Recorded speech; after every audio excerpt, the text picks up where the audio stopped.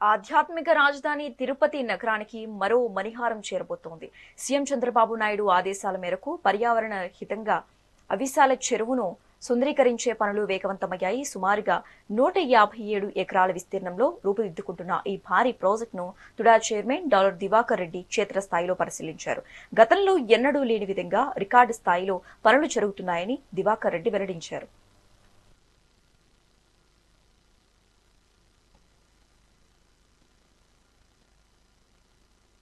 Honourable chief minister గారు సంక్రాంతికి వచ్చినప్పుడు తిరుపతిని అవిలాల చెరువుని హైదరాబాద్ ట్యాంక్ బండికి మించి తిరుపతి ట్యాంక్ బండిగా దీన్ని చేయాలనేసి డిసైడ్ చేయడం జరిగింది.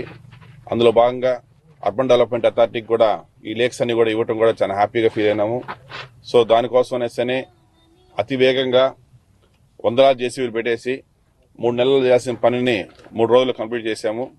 సో దీన్ని ఇప్పుడు ఇమీడియట్గా మనం ఎస్టిమేషన్ చేసి ఆల్రౌండ్ సౌత్ వెస్ట్ నుంచి నార్త్ ఈస్ట్ వరకు కూడా 14 మీటర్స్ బండ్ తయారు చేసి తిరుపతి ప్రజలందరూ కూడా మంచి వాకింగ్ ట్రాక్, సైక్లింగ్ ట్రాక్, మంచి హై రిచ్ కాఫీ షాప్స్ అంతా ప్లాన్ చేస్తున్నాము.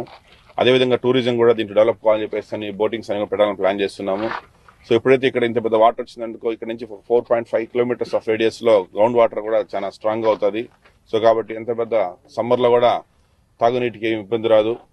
అదేవిధంగా మనం చూస్తాం గతంలో వెస్టర్న్ సైడ్ నుంచి ఈస్టర్న్ సైడ్కి వచ్చేటప్పుడు లేక్స్ అన్ని ఈ మారి వాటర్ స్టోరేజ్ లేకుండా పోయిందని వలన తిరుపతి చుట్టుపక్కల ప్రాంతాలను కూడా మునిగిపోవడం జరిగింది. దానివల్ల డ్రైనేజ్ సిస్టమ్ కావచ్చు, ఆరోగ్యం కావచ్చు, అన్ని విధాలుగా డ్యామేజ్ జరిగింది. అట్లాంటి మళ్ళీ ఎప్పుడు ఫ్యూచర్ రాకుండా వెస్ట్ సైడ్ వచ్చే వాటర్ అంతా కూడా పేరూరు చెరువు నుంచి తుమ్మలూరు చెరువు నుంచి అవిలాల చెరువుకి వచ్చే విధంగా ప్లాన్ చేశాము.